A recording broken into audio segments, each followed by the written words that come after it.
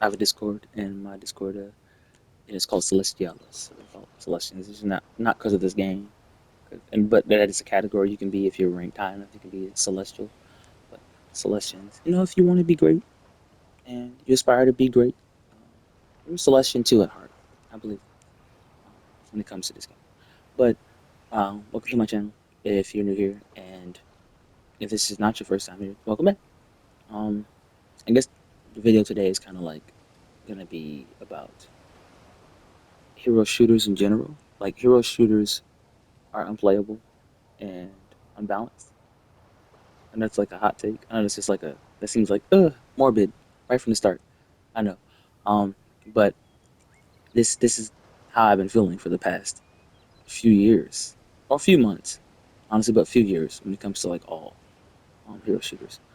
Um, it's not just Marvel Rivals, but Marvel Rivals is the one that feels the most um, difficult to approach nowadays.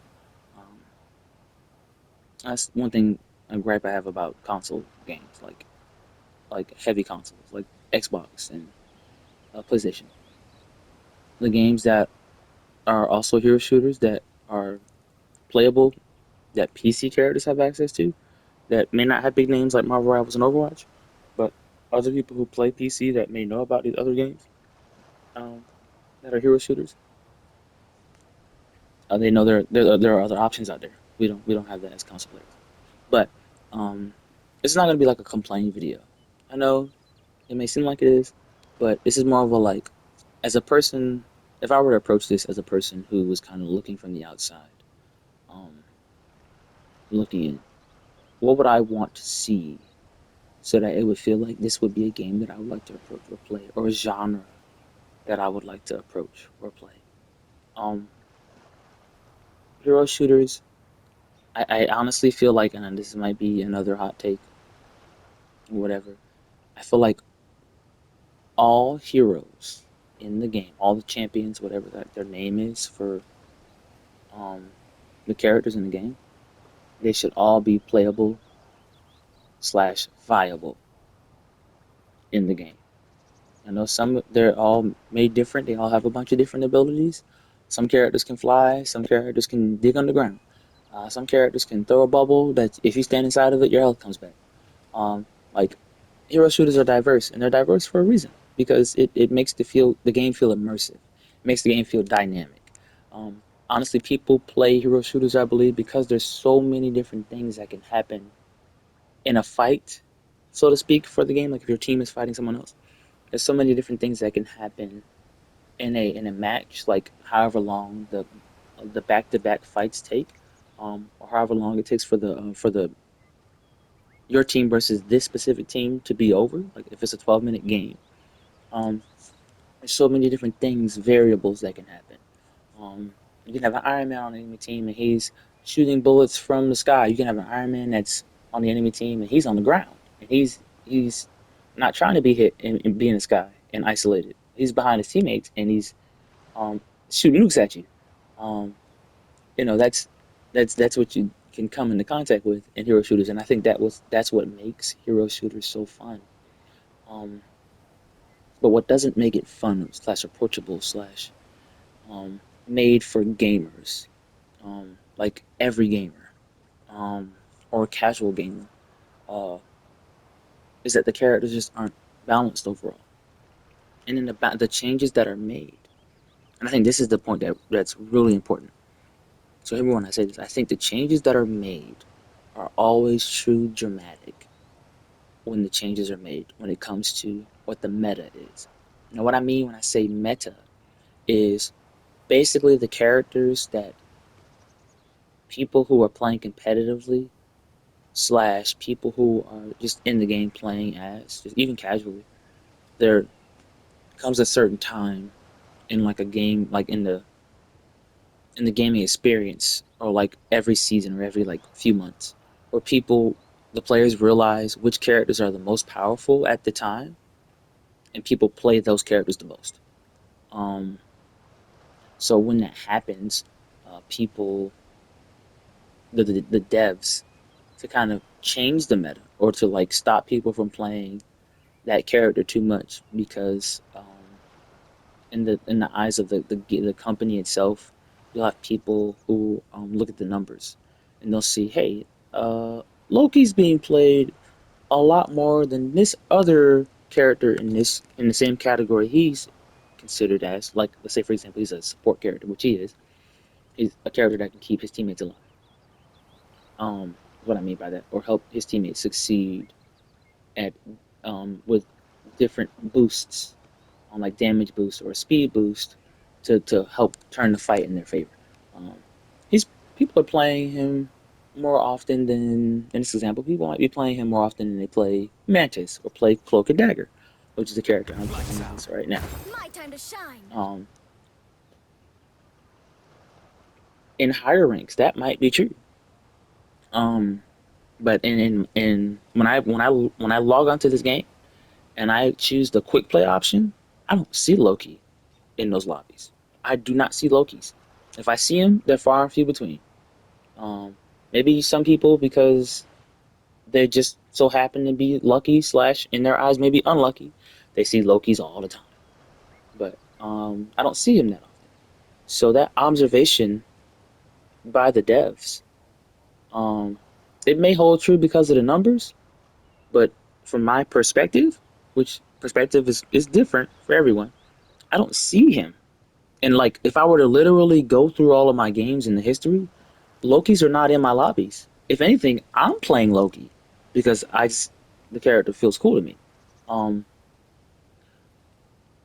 the changes would be made to Loki because higher level players are playing him, and it seems like in those matches, um, he's not.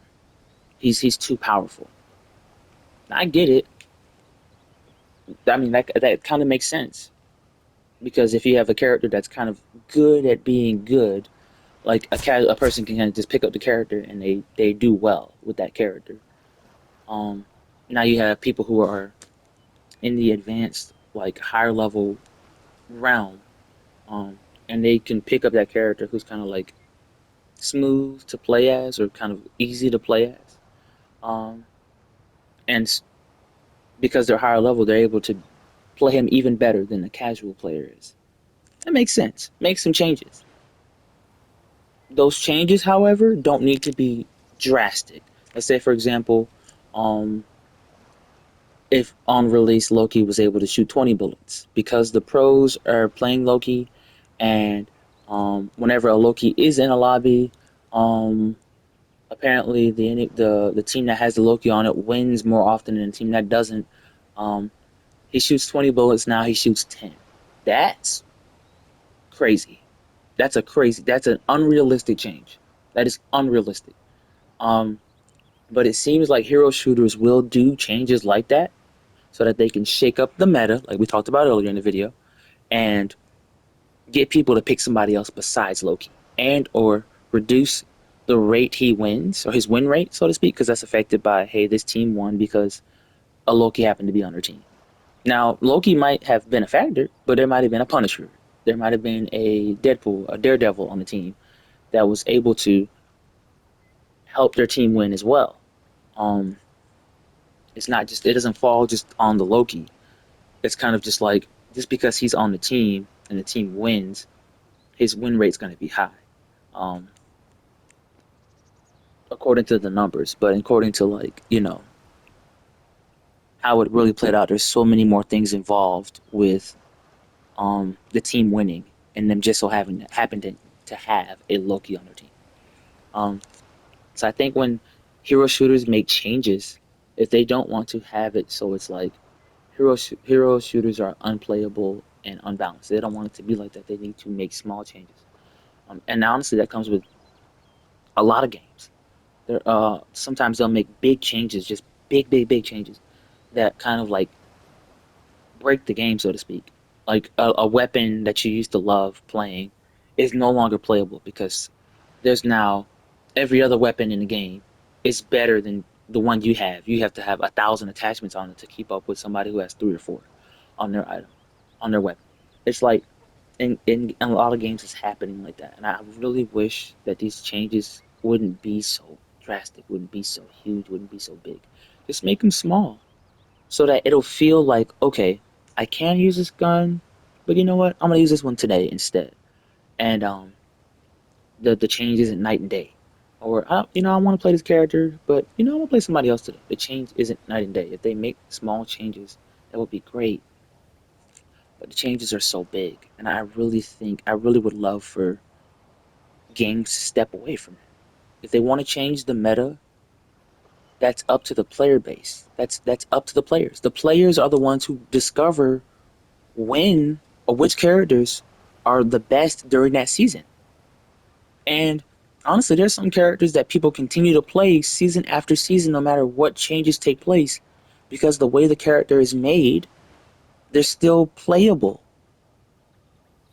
If all characters, I know it takes a lot of work, I know it takes a lot of time, but it's a company that has people who are paid to sit down and test this stuff out.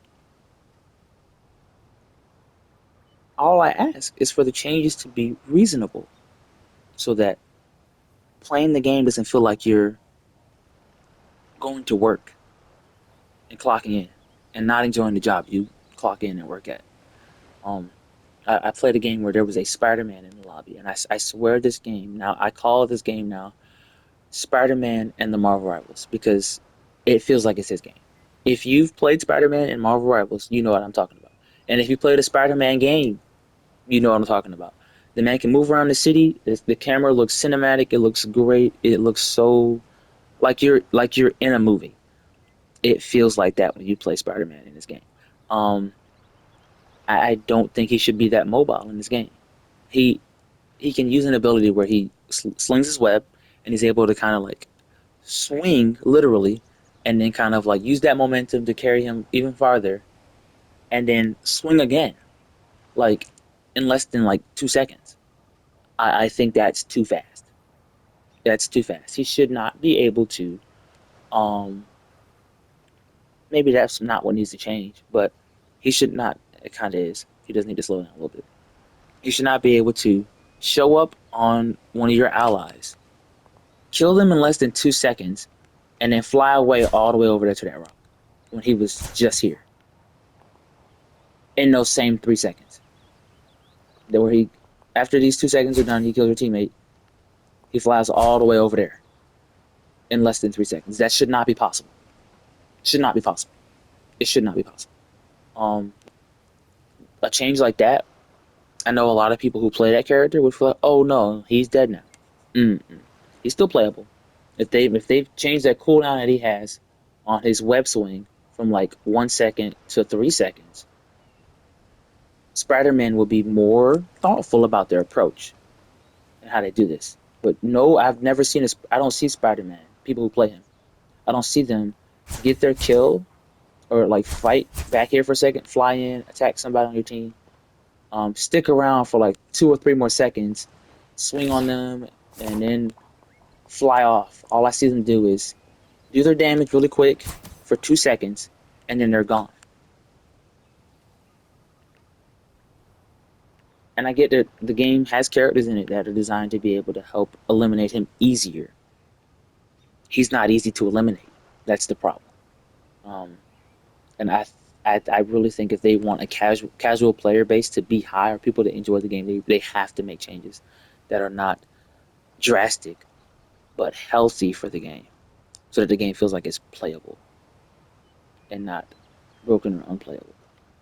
But that's my spiel. That's me standing on the soapbox for today. I hope you have a wonderful night. Uh, post what you would hope they would change in the comments, and how you feel about it. How you feel about hero shooters, or shooters in general, or games in general. What kind of changes are they making? Even fighting games. What kind of changes are they making to characters that make it seem like the OP characters are never being touched, or kind of being, or getting a slap on the wrist, but the characters that take a little more skill and nuance and focus and training to be really good with, they're the ones kind of like, getting detention all the time. Those are the ones getting suspended. Those are the ones getting expelled. Whereas the other characters are getting slaps on the wrist. Like, name some of those games in the comments too. Um, and I'll see y'all next time. And as always, gaming should be fun. I'll see y'all celestials. Y'all have a good night.